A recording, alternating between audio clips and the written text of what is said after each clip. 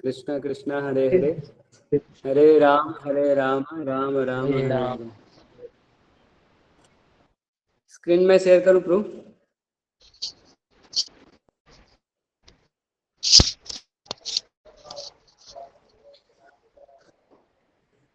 आप बताइए कैसे करना है, कहाँ से करूं?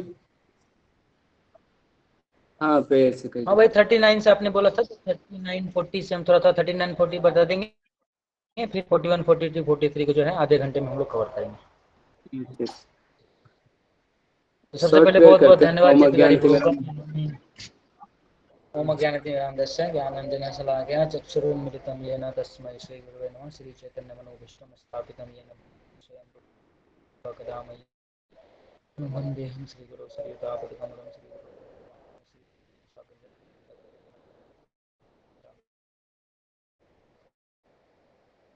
श्रीराधा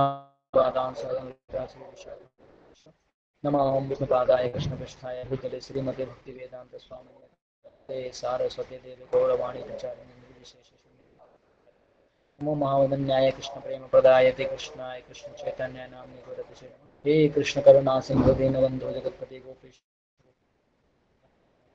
कांचन गौरांगी राधे देवी प्रणमामि हरिप्रियवांशा कल्पतरुभ्यश्च कृपा सिन्धुभ्यैव च पतितानां पावनेभ्यो वैष्णवेभ्यो नमो नमः। जय श्री कृष्ण चैतन्य प्रभु नित्यानंद श्री अद्वैत गदाधर शिवासादि गौर भक्तवृंद। हरे कृष्णा कृष्ण कृष्ण हरे हरे, हरे राम राम राम हरे हरे। बहुत बहुत धन्यवाद सबसे पहले चित्त बिहारी प्रभु का, उन्होंने मुझे ये अपॉर्चुनिटी दिया कि हम जो है कुछ गीता के ऊपर जो है थोड़ा बहुत डिस्कस कर पाए। आवाज आ रही है टू ऑल? बाकी सबको सुनाई दे रहा है आवाज? हाँ ठीक, थैंक यू। तो अभी जो डिस्कशन चल रहा है, जैसे चित्त बिहारी प्रभु ने बताया कि अभी अर्जुन जो है तरह तरह के रीजन दे रहे हैं क्यों उनको युद्ध नहीं करना है, जिसमें से ऑलरेडी वो 3 रीजन्स दे चुके हैं भगवान को कि मैं इन कारणों से जो भगवान मैं युद्ध नहीं कर पा रहा हूं। तो अभी चौथा रीजन चल रहा है जो कि 39 से 43 तक चलेगा ये। तो चित्रकार ने 39 और 40 ऑलरेडी कवर कर चुका है, तो आज हम 41, 42 और 43 देखेंगे। तो टोटल अर्जुन जो है 5 रीजन देते हैं युद्ध न करने के, जिसमें से 4 रीजन आपको इस पहले अध्याय में मिलेगा और 1 रीजन जो है वो दूसरे अध्याय में मिलेगा, टोटल 5। तो 39 में जैसा कि डिस्कस हो चुका है, मैं थोड़ा सा बस रिवीजन दूंगा कि 39 में बोलते हैं, अर्जुन बोलते हैं कुलक्षय प्रणश्यन्ति कुल धर्मा सनातना धर्मे नस्ते कुलम कीर्तनम अधर्मो अभिभवत्युत। बोलते हैं कि जब ये पारिवारिक जो वंश का जो डिस्ट्रक्शन हो जाएगा, with the destruction of dynasty the eternal family tradition is vanquished and thus the rest of the family becomes involved in irreligion। अधर्म में जो है लोग जुड़ जाएंगे। क्यों जुड़ जाएंगे? क्योंकि युद्ध में जो है जो सारे बड़े बड़े हैं, सारे जो लीडर्स हैं वो युद्ध में आ चुके हैं, युद्ध में सारे मारे चले जाएंगे। तो जो रिस्पॉन्सिबल पोस्ट पे होगा किसी भी फैमिली में, जो सबसे बड़े सदस्य होते हैं, तो फिर जो ट्रेडिशन परंपरा चलता आ रहा है वो नीचे कैसे प्रोपेगेट करेंगे, कि जो प्रोपेगेट करने वाले वो चले जाएंगे, कर दिए जाएंगे। तो धर्म क्या है अधर्म क्या है उनको बताने वाला कोई होगा नहीं। तो जो है ऑब्वियसली जो रेस्पॉन्सिबल पर्सन है, जो अगर वो चले जाएंगे तो उनके जो दूसरी तरफ है धर्म का पालन नहीं कर पाएंगे। तो ये शास्त्रों से ही बोल रहे हैं कि जो ऋषभ देव हैं, भगवान ऋषभ देव, वो जब बताते हैं अपने 100 पुत्रों को इंस्ट्रक्शन देते हैं, तो ये भी लोग बोलते हैं कि किसी को माता, किसी को पिता, तब नहीं बनना चाहिए, पति तब नहीं बनना चाहिए जब तक कि अपने डिपेंडेंट को, जो उन पे आश्रित रहने वाले हैं, उनको अधर्म से मृत्यु के संसार से। अर्जुन यहाँ पे लॉजिक दे रहे हैं, तो हम ऐसा करेंगे, युद्ध करेंगे तो जो रिस्पॉन्सिबल हैं लोग, जो जिनसे की फैमिली परंपरा जो है चल रही है वो हो जाएगी, और इसके कारण से लोग जो है अधर्म में धीरे धीरे चले जाएंगे, जो उन पे डिपेंडेंट लोग हैं। फिर अगला कारण देते हैं, अधर्म का मतलब क्या है? अधर्म में चले जाने का मतलब है कि लोग जो है, साफ बता रहे हैं, when irreligion is prominent in the family, 40th श्लोक में, ओ Krishna, the woman of the family becomes polluted and the degradation of womanhood, O descendant of Vrishni, unwanted progeny. अधर्म में लगने का मतलब है, सबसे प्रोमिनेंट कारण है लोग स्त्रियों के पीछे भागेंगे, है ना। सबसे बड़ा जो रोग है संसार का वो है काम का रोग, इसके पीछे भागना। और वही यहाँ पे अर्जुन बता रहे हैं कि जो स्त्रियां हैं वो व्यभिचार में चली जाएंगी, और व्यभिचार से होगा क्या, गलत संतानें उत्पन्न होगी, क्योंकि संतान उत्पन्न करने के लिए पर्टिकुलर संस्कार होता है जिसको हम बोलते हैं गर्भाधान संस्कार। अब वो बताने के लिए जो है हम ऑलरेडी जो रिस्पॉन्सिबल लोग हैं उनको हम ऑलरेडी खत्म कर चुके हैं युद्ध में, तो फिर जो है इसी तरह के गलत संतान उत्पन्न होंगे, और वो गलत संतान जो है अल्टीमेटली फिर से क्या करेंगे, अधर्म ही पैदा करेंगे, है ना।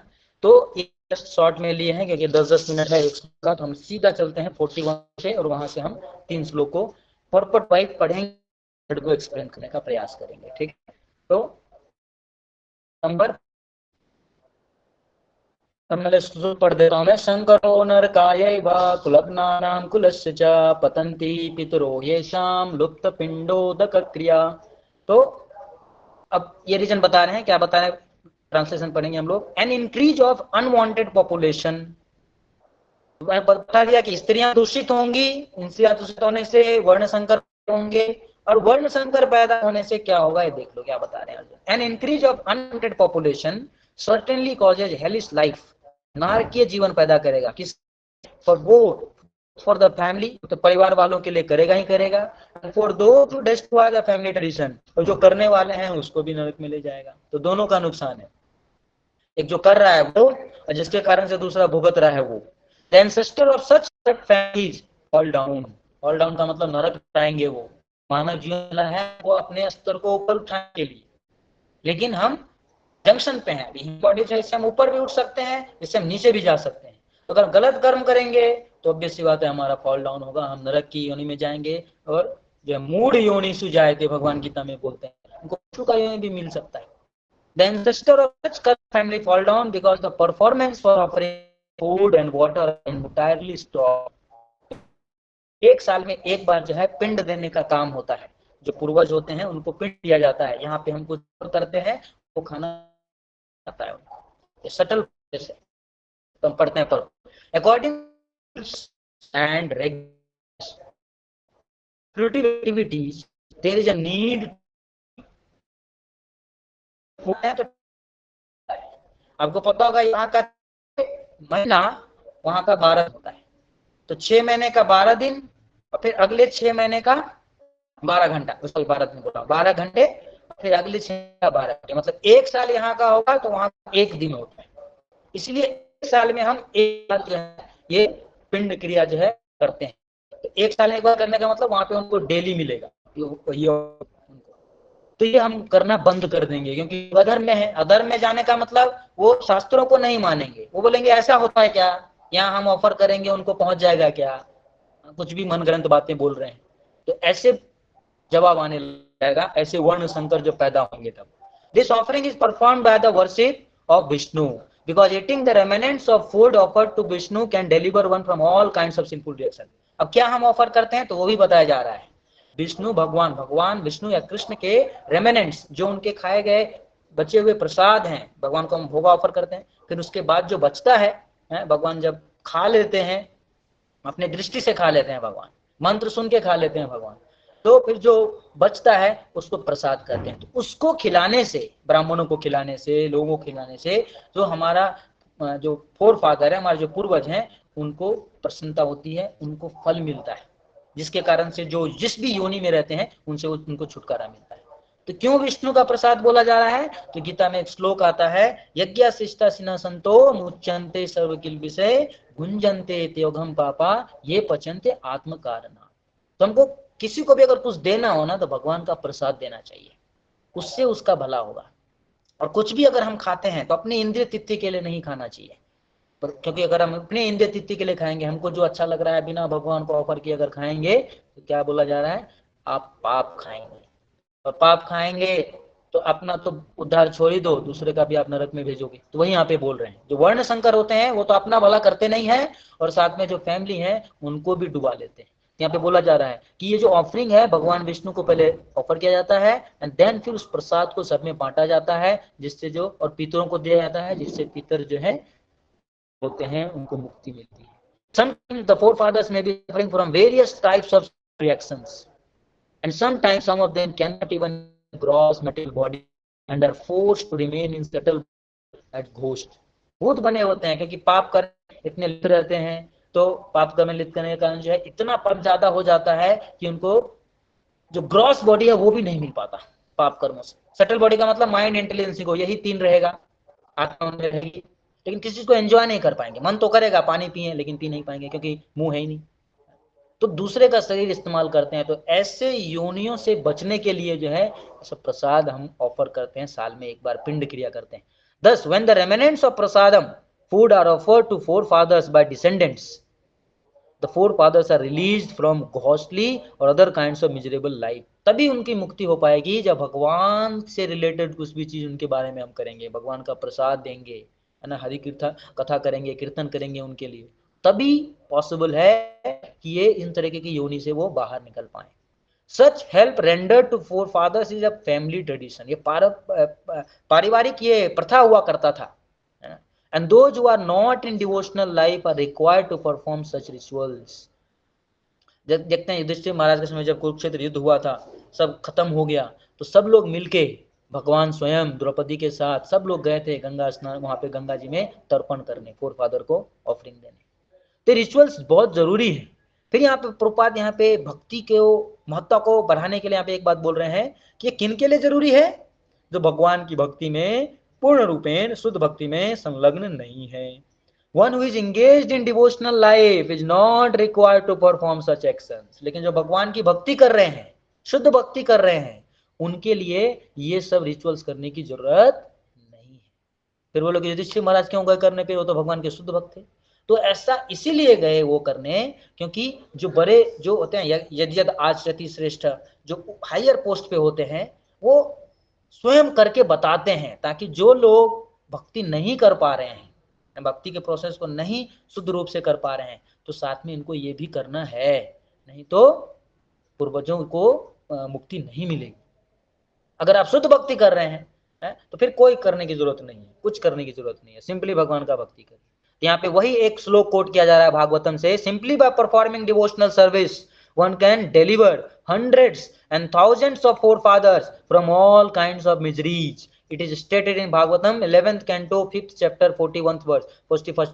तो ये जो वर्ष है चमस ऋषि के द्वारा बोला गया है। नवयोगेंद्र में से एक नवयोगेंद्र थे चमस ऋषि, ऋषभ महाराज के 100 पुत्र हुए, जिसमें से 9 महाभागवत डिवोटी बने,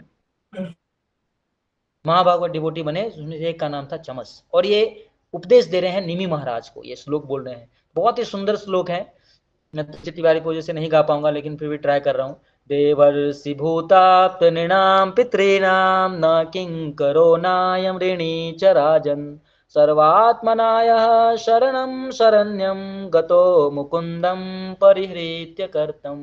बोल रहे हैं क्या? Anyone who has taken shelter of lotus feet of Mukunda, Mukunda का यहाँ पर मीनिंग दिया गया है द गिवर ऑफ लिबरेशन, जो मुक्ति प्रदाता हैं उनको मुकुंद बोला जाता है। भगवान का ये नाम है, क्योंकि जन्म मरण के मुक्ति से बाहर निकालने का काम भगवान ही कर सकते हैं, भगवान कृष्ण ही कर सकते हैं, इसलिए उनको मुकुंद बोला जाता है। Giving up all kinds of obligations and has taken to the path in all seriousness, owns neither duties nor obligations to the demigods, sages, general living entities, family members, humankind और forefather। इन सब का हमारे ऊपर ऋण होता है, देवताओं का ऋण है, हम उनसे बहुत चीज ले रहे हैं, सूर्य से ताप ले रहे हैं, अग्नि ले रहे हैं, उसके बाद इंद्र से हम वर्षा ले रहे हैं, तो सबका ऋण है, हमारे देवताओं का ऋण है, ऋषि का ऋण है, हमारा गोत्र होता है। जैसे मेरा गोत्र भारद्वाज है, तो भारद्वाज मुनि के परंपरा में हम लोग आ रहे हैं, तो उनका कुछ हमारे ऊपर बोझ है कि नहीं? तो उनका हम ऋण है हमारे ऊपर। हर एक जीव जंतु का हमारे ऊपर ऋण है, कोई हमारे लिए कुछ कर देता है तो हम ऋणी बन जाते हैं। फैमिली मेंबर्स का हमारे ऊपर ऋण है, तो हम इन सभी ऋण से बंधे हुए हैं। अगर हम ये नहीं करेंगे फोर फादर्स के लिए, तो हमको पाप में मतलब नरक में जाना पड़ेगा, क्योंकि हमने किसी का उपकार लिया और उसको हम उपकार नहीं कर रहे हैं, तो हमको भुगतना पड़ेगा। लेकिन अगर आप इन सब ऋण से बाहर निकलना चाहते हैं, तो चमस ऋषि क्या बोल रहे हैं? बस एक का शरण लीजिए। किनका? भगवान मुकुंद का, भगवान कृष्ण का। अगर उनका आप सही तरीके से भक्ति करते हैं विदाउट एनी मोटिव, अहेतुकी एंड अप्रतिहता, तो क्या होगा? आप इन सभी प्रकार के ऋण से मुक्त हो जाएंगे। और अपना भी भला करेंगे और अपने डिपेंडेंट का भी, अपने फैमिली का भी आप भला कर देंगे। एक दोनों साइड है। एक अनवांटेड पॉपुलेशन क्या होगा, न तो खुद का भला करता है न तो परिवार वाले का भला करता है। लेकिन जो भगवान के भक्त हो गए, खुद का भी भला करेगा और परिवार वालों का भी भला कर देगा। तो कितना अच्छा भगवान यहाँ पे उपाय बता रहे हैं। मेरे शरण में आ जाओ, किसी की भी चिंता मत करो, सर्वधर्मान परित्यज्य माम एकम शरणम भज अहम त्वाम सर्व पापेभ्यो मोक्षयिष्यामि मा शुचः। सभी पापों से आपको मैं क्या कर दूंगा, मुक्त कर दूंगा, डरने की जरूरत नहीं है ना। तो ये रीजन बताते हैं। 40th हो गया, नहीं 41 हो गया। तो हम चलते हैं श्लोका नंबर 42। ठीक है। दोषरेतै कुलग्नानां वर्ण संकर कारकै उत्साद्यन्ते जाति धर्मा कुल धर्माश्च शाश्वतः। क्या बोल रहे हैं, by the evil deeds of those who destroy the family tradition. फिर वही अनवांटेड चिल्ड्रन के बारे में बता रहे हैं। गलत काम करेंगे, वो स्त्रियों के पीछे भागेंगे, 4 तरह के पाप में लिप्त होंगे, तो उससे क्या होगा, एंड फैमिली ट्रेडिशन, उससे पारिवारिक जो प्रथाएं हैं वो खत्म हो जाएंगी। And this give rise to unwanted children.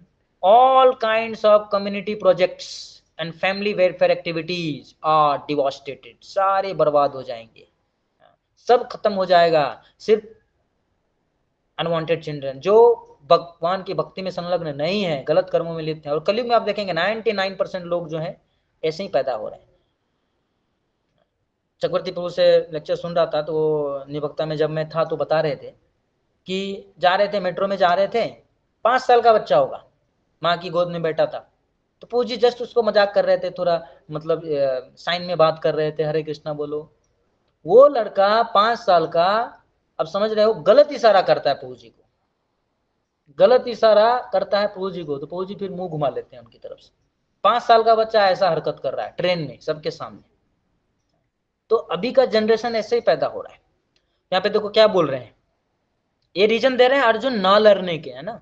Community projects for the 4 orders of human society.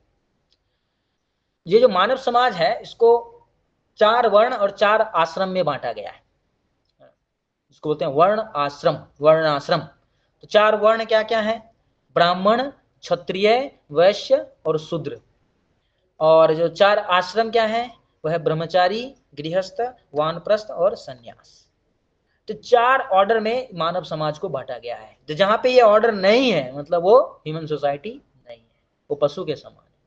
The community projects are 4 orders of human society combined with family welfare activities as they are set forth by the institution of Sanatan Dharma or Varnashram Dharma are designed to enable the human being to attain his ultimate salvation। तो वर्णाश्रम system बनाया गया है। तो एक श्लोक आता है भागवतम में 1.2.13 जिसमें बताते हैं कि सुनिष्ठ क्या है, क्या चित्तविहारी प्रभु, पहला लाइन क्या है उसका, स्वनुष्ठितस्य धर्मस्य संसिद्धिर्हरितोषणम्, ऐसा। हाँ, वर्णाश्रम विभाग ऐसे करके है। एंड लास्ट में बताते हैं कि समसिद्धिर हरितोषणम। तो जो वर्ण और आश्रम है ये क्यों बनाए गए हैं भगवान, एक तो बनाया है भगवान गुण और कर्म के बेसिस पे। गुण होना चाहिए, कर्म होना चाहिए, तब जाके वो ब्राह्मण कहलाएगा, तब जाके वो क्षत्रिय कहलाएगा। तो हर एक का गुण और हर एक का जो है कर्म, ये भगवान गीता में बताते हैं कि एक ब्राह्मण का गुण कैसा होना चाहिए, उनके कर्म कैसे होने चाहिए, क्षत्रिय के कैसे गुण कर्म होने चाहिए। तो ये जन्म के आधार पे नहीं है। जैसे किसी ब्राह्मण का बेटा ब्राह्मण ही हो, ये पॉसिबल, मतलब पॉसिबिलिटी हो सकती है, ज्यादा चांस है ब्राह्मण बनने का, लेकिन वो शूद्र भी हो सकता है। लेकिन अगर शूद्र का है लड़का, वो ब्राह्मण भी बन सकता है गुण कर्म के आधार पे।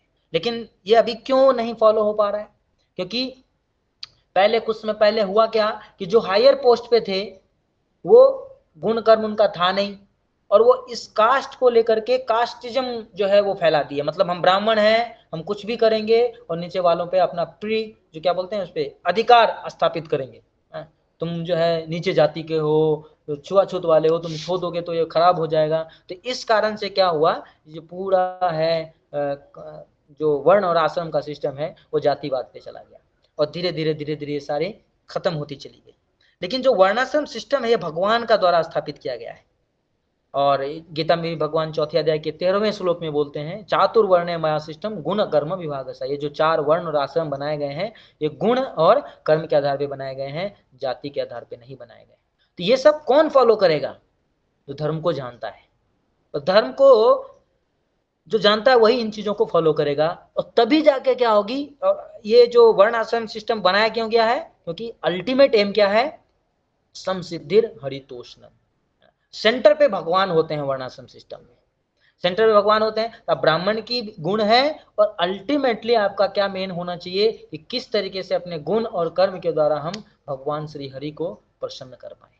तो जब भगवान सेंटर में रहेंगे तो कभी भी कोई अधार्मिक कार्य नहीं हो सकता, इसीलिए वर्णाश्रम सिस्टम बनाए गए थे।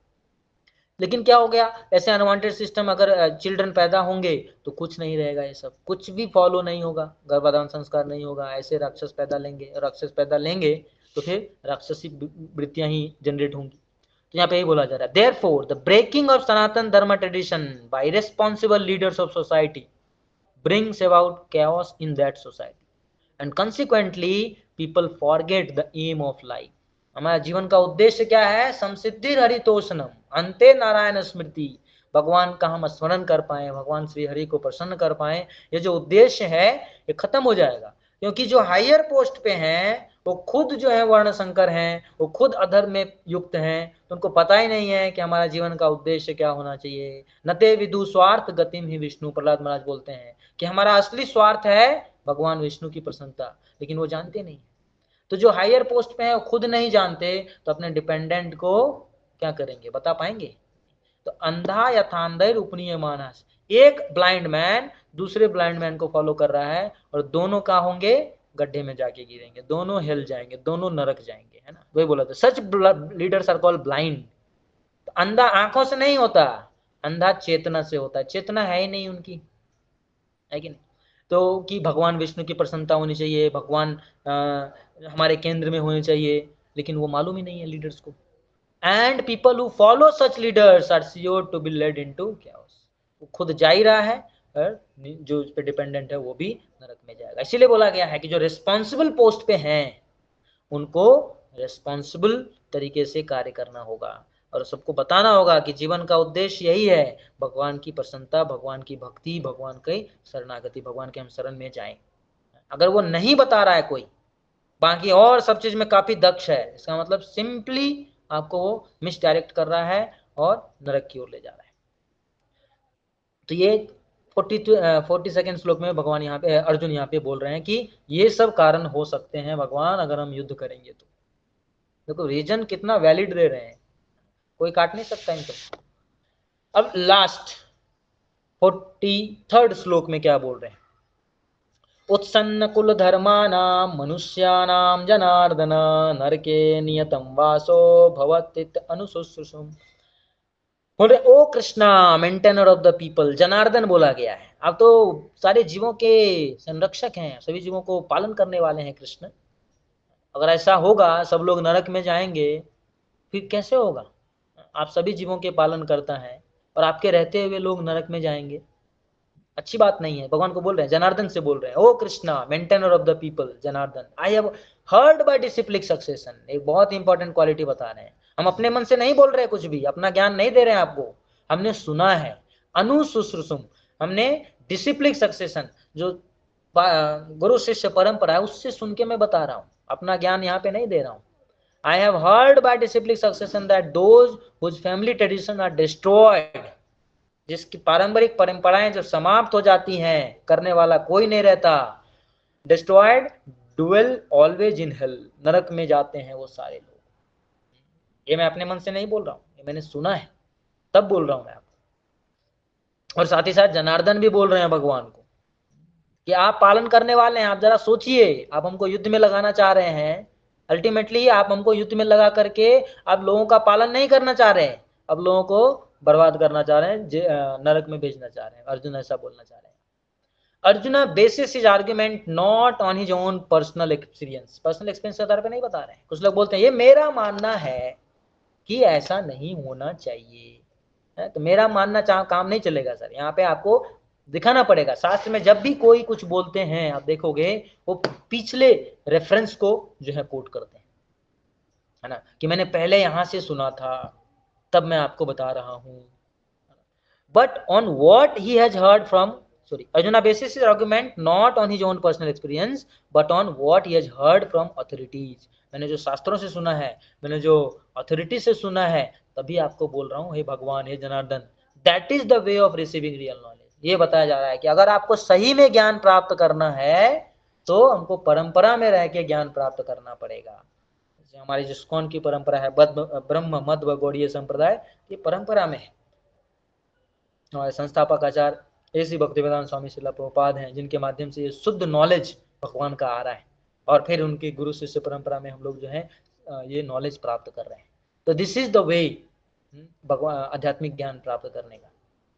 किसी ने कि यूट्यूब पे कोई बाबा से सुन लिए, किसी बाबा से सुन लिए, बहुत प्रचलित है, लेकिन हमको ऐसे नहीं करना, हमको ऑथराइज सोर्स से सुनना है, नहीं तो फिर इस क्लास का कोई मतलब नहीं रह जाएगा। आप इधर से सुनोगे, उधर से सुनोगे, यहाँ से सुनोगे, 100 जो है विचारधाराएं आपके मन में होंगी, फिर आप जज नहीं कर पाएंगे क्या सही है क्या गलत है, क्योंकि हम उतने मैच्योर नहीं। जब तक मैच्योर नहीं है तब तक हमको सही सोर्स से हमको सुनना पड़ेगा, नहीं तो फिर आप डिस्टिंग्विश नहीं कर पाएंगे। बस हम तुरंत खत्म करेंगे। One can not reach the real point of factual knowledge without being helped bye right person who is already established in that knowledge. तो इसीलिए हमको परंपरा में जानना है, क्योंकि परंपरा में जो लोग हमको ज्ञान देंगे वो सही में असली ज्ञान रखे हुए हैं, तभी वो दूसरे को असली ज्ञान दे पाएंगे। इसलिए हमको परंपरा में जाना है। 4 ऑथराइज संप्रदाय हैं, इसमें से हमारा एक ब्रह्म मध्य गौड़ीय संप्रदाय भी ऑथराइज्ड है। There is a system in the Varnashram institution by which before death one has to undergo the process of atonement for his sinful activities. तो वर्णाश्रम सिस्टम में ये पहले प्रथा हुआ करता था, अगर कोई सिंफुल, कोई अगर पापमय कृत्य करता है कोई, तो उसको पश्चाताप करना पड़ता है, पश्चाताप, atonement. One is to always, one who is always engaged in sinful activities must utilize the process of atonement called प्रायश्चित। प्रायश्चित करने से जो हमारा सिंफुल, हमने जो कर्म किए हैं उसका विनाश हो जाता है, तो फिर हम नरक में जाने से बच जाते हैं। फिर बोल रहे हैं without doing so one surely will be transfer to hellish planets.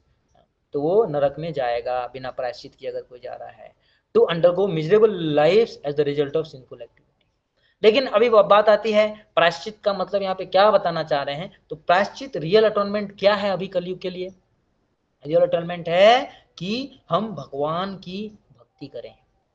क्योंकि क्या होता है, जैसे हम जनरल लाइफ में भी देखते हैं, अगर मान लो कोई चोर है, चोर अगर चोरी करना पता है उसको कि हम चोरी करेंगे तो डांट लगेगी, मेरे को मार लगेगा, जेल भेजा जाएगा, वो देखता भी है, सुनता भी है, एक्सपीरियंस भी कर लेता है कभी कभी, लेकिन फिर भी एक्सपीरियंस करके जेल चला भी गया, मारपीट करके उधर से आ भी गया, लेकिन फिर भी वो उसी कर्म में फिर से लिप्त हो जाता है। क्यों? क्योंकि प्रायश्चित किया, जैसे मार खाया वो प्रायश्चित हो रहा है उसका, जेल गया प्रायश्चित हो रहा है, लेकिन चूंकि उनके अंदर की इच्छाएं पाप करने की वो खत्म नहीं हुई है, इसलिए प्रायश्चित कोई बेनिफिट या रिजल्ट नहीं ला पाता है। लेकिन अगर हम भगवान, तो ये उसी तरीके से है जैसे हाथी जब स्नान करता है ना, तो जैसे ही स्नान करेगा वो तुरंत फिर बाहर आकर के अपने शरीर के ऊपर क्या कर लेगा, वो फिर से जो है धूल जो है अपने शरीर पे डाल देगा। स्नान करने गया था शुद्ध होने, बाहर निकल के फिर से गंदा हो गया। तो प्रायश्चित वैसा ही है, अगर सिंपल अटॉनमेंट करेंगे